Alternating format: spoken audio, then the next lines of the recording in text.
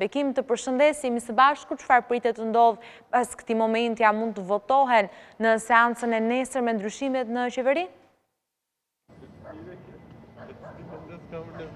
Të përshëndes, Katerina. Po, në fakt, referuar kësaj, tashmë presidenti Bajram Begaj i ka dorëzuar dekretimet e tij pranë kuvendit dhe pranë qeverisë, më saktë pranë kryeministrit Edi Rama. Vlen theksohet që pas dekretimit të zotit Begaj të 6 ministrave dhe nga ana tjetër edhe të zëvendës kryeministrit, pasi vlen theksohet që krahas tyre janë dekretuar po ashtu edhe shkarkimet nga postet e mëparshme që mbanin paraardhësit e tyre, mund të kalojnë në seancën e nesërme me propozim të Partisë Socialiste për të votuar pra pasi të ndryshohet rendi i ditës. Pasi vlen theksohet që në rendin e ditës ato nuk janë të përfshirë, por duke qenë se ky është një zhvillim i momenteve të fundit me propozim të Partisë Socialiste, duke patur një folës pro dhe një folës kundër në seancën plenare, mund të kalojnë po ashtu për të votuar pikërisht që në krye apo që në nisje të seancës. Bekim, ndërkohë, kryesocialisti Rama ka mbledhur deputetët e qarkut Tiranë një takim që vjen një ditë pas mbledhjes së kryesisë. Çfarë pritet të diskutohet në këtë takim? Cilat janë, po themi, informacionet sa i takon këtij zhvillimi? Në këtë takim të kryesocialistit Edi Rama, njëherësh kryeministër i vendit, nuk janë vetëm deputetët, bëhet me dije që janë edhe ish deputet të qarkut të Tiranës, krahasuar me to janë dhe drejtues të bashkisë së Tiranës, por edhe kryetarët e njësive administrative të kryeqytetit. Në këtë takim, të paktën sipas asaj çfarë deri në këtë moment e bëhet e ditur, është diskutimi mbi zgjedhjet e brendshme në Partinë Socialiste, në rang degësh pra të Partisë Socialiste, por edhe përgatitje për zgjedhje apo rikonfigurimin e kësaj force politike, pasi vetë kryeministri Edi Rama është shprehur që muaji mars dhe muaji nëntor janë 2 muajt apo 2 periudhat kohore për diskutim dhe bisedë edhe me qytetarët. Vlen të theksohet që referuar kësaj pritet që në muajin nëntor të mund të kemi edhe një kongres zgjedhor të Partisë Socialiste. E qartë, nga ana tjetër duhet të ndalem pak edhe në kampin opozitar. Kur do të jetë protesta e radhës së opozitës dhe cili do të jetë synimi i kësaj radhe?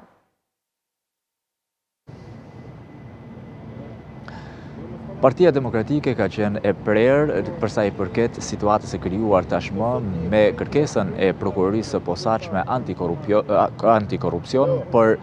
autorizimin nga kuvendi për dhënien e një mase më shtrënguese ndaj ish zëvendës kryeministres, njëherësh ish ministre e infrastrukturës dhe energjisë Belinda Balluku, nga ajo e mëparshme, pra nga masa e pezullimit dhe ndalimi për të dalë nga vendi. Kësaj referuar kësaj kërkese, opozita është prehur e vendosur që do të votoj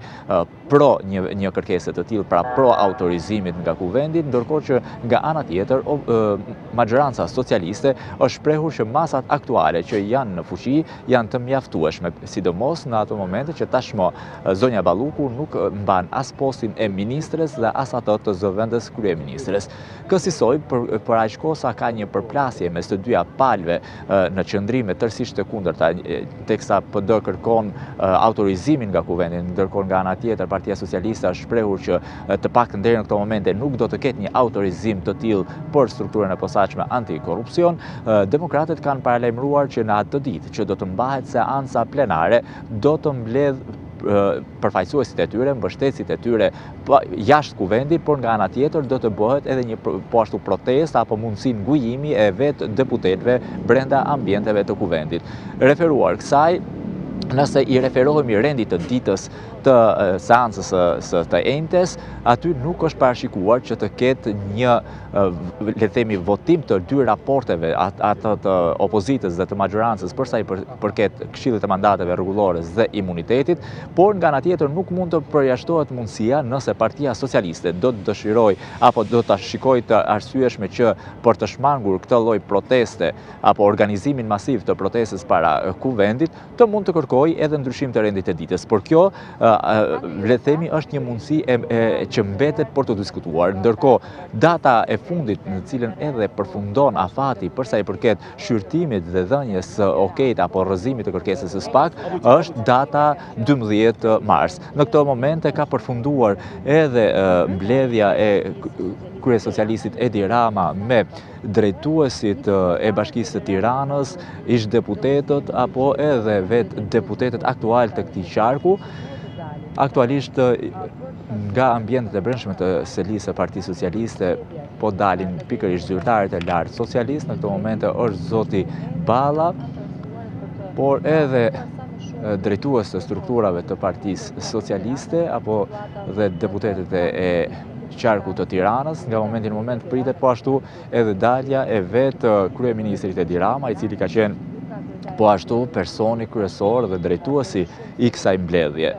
Por, siç po thoja përsa i përket protestës së opozitës, ndërkohë që presim edhe daljen e kryeministrit dhe nëse do të ketë ose jo një deklarat për mediat, vlen të theksohet që opozita është shprehur vendosur që atë ditë që do të zhvillohet apo do të mbahet seanca plenare përsa i përket çështjes së imunitetit, ndonse nuk ka një imunitet të mirëfillt, por çështjes së arrestimit, pra dhënjes së autorizimit për arrestimin e zonjës Balluku, në atë ditë do të mbledh përfaqësuesit mbështetësit e saj në ambientet e jashtme të kuvendit, por edhe ato brenda saj ku nëse nga majoranca do të ketë një vendim për të mos lejuar arrestimin e zonjës Balluku. Gjë që të paktën deri në këto momente duket që është bërë e ditur apo është Partia Socialiste vijon të qëndrojë fakti që masat e marra deri në këto momente ndaj zonjës Balluku janë të mjaftueshme dhe nuk ka nevojë për masa shtesë. Ndërkohë në këto momente mund të shohim edhe kryeministrin Edi Rama, i cili së bashku me deputetet dhe ish deputetet e Partisë Socialiste të qarkut e Tiranës dhe drejtuesit politik të këtij qarku lë ambientet e selisë roz, duke shënjuar kësaj edhe përfundimin e kësaj mbledhje në qendër të së cilës ka qenë vijimi i punës për riorganizimin e kësaj force politike, teksa vlen të theksohet që në muajin nëntor pritet të ketë një kongres zgjedhor të Partisë Socialiste për rinovimin e strukturave, përfshi këtu edhe zgjedhjen e kryetarëve të degëve dhe jo vetëm. Mbetet për të parë nëse gjithë kjo nga kjo mbledhje do të ketë edhe vendime të tjera, ndonse paktën me ato çfarë shohim deri në këtë moment nuk pritet të ketë një pronësim të paktën nga kryeministri jo sepse ai u largua, por as edhe nga drejtuesit e tjerë. Mund ta ndërpristet paktën nga ajo që u lexua. Ndërkohë që ne ishim duke bërë këtë lidhje së bashku teksa po komentoje daljen e tij. Edhe në këto momente Po, edhe në këto momente në fakt Katerina vijon të diskutojë në telefon, ndërkohë që pranë tij ndodhet edhe Blerina Gjylameti, ish deputetja e Partisë Socialiste, tashmë përfaqësuese apo drejtuese e autoritetit kombëtar të ushqimit, por një herësh edhe një prej drejtueseve politike të qarkut të Tiranës, por edhe të fushatës elektorale të Partisë Socialiste. Mbetet për të parë se cilat do të jenë qëndrimet zyrtare dhe nga vetë Partia Socialiste lidhur me këtë mbledhje dhe çfarë vendimarrjesh ka patur në brenda saj. Nëse është diskutuar vetëm për zgjedhjet brenda partisë, apo ka patur një diskutim më të zgjeruar edhe përsa i përket zgjedhjeve të ardhshme që do të mbahen në vitin 2027, zgjedhje këto lokale, por që vlen theksohet që Partia Socialiste para çdo palë zgjedhjeve angazhohet shumë më herët se sa edhe vetë hapja e fushatës elektorale. Në fakt, kryeministri Edi Rama shpeshherë ka bërë të ditur që fushata për Partinë Socialiste apo përgatitja për Partinë Socialiste nis pasi del rezultati i zgjedhjeve, le themi aktuale, nëse do të në vitin 2023 janë zhvilluar zgjedhjet lokale, me njëherë pas përfundimit të rezultateve apo publikimit të rezultateve, ka nisur edhe puna për fushatën apo përpjekjet përgatitjet për zgjedhjet e ardhshme. Megjithatë, Bekim duhet thënë Ndërkohë vijon komunikimi me kryeministrin Edi Rama e Blerina Gjylametit. Që informacionet, po themi, të cilat dalin nga këto mbledhje që kryhen të jenë pikërisht sa më koncize,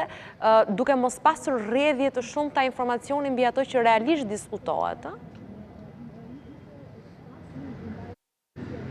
Në fakt, kryeministri Edi Rama të paktën ka lënë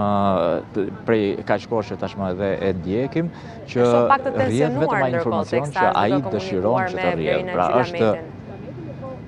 duke të paktën referuar edhe gestikulacionet që kishte, por edhe qëndrimet, por të shohim nëse zonja Gjylameti ndoshta do të ketë ndonjë qëndrim apo jo në emër të Partisë Socialiste pas kësaj mbledhje. Vetë kryeministri Edi Rama aktualisht u largua me eskortën që e shoqëron, ndërkohë zonja Gjylameti, me cilën kishte edhe bisedën aktuale, duke që edhe ajo po largohet po ashtu nga ambientet e jashtme të Partisë Socialiste. Ndonë se nuk e dim se cili ka qenë objekti i bisedës me zotit Rama dhe zonjës Gjylameti, vlen theksohet që emrimi në postin e drejtuesës së autoritetit kombëtar të ushqimit është një nga emrimet që sipas zotit Rama më të rëndësishme për sa i përket edhe integrimit të vendit në Bashkimin Evropian, pasi ushqimi është një nga problemet apo më emergjente që duhen adresuar nga ana e Shqipërisë për sa i përket plotësimit të kritereve ushqimore për integrimin në Bashkimin Evropian. E qartë, Bekim, mua më mbetet vetëm të falenderoj shumë për këtë komunikim të drejt për drejt dhe të detajuar të informacioneve për sa i përket këtij zhvillimit, ore punë të mbarë në vijim.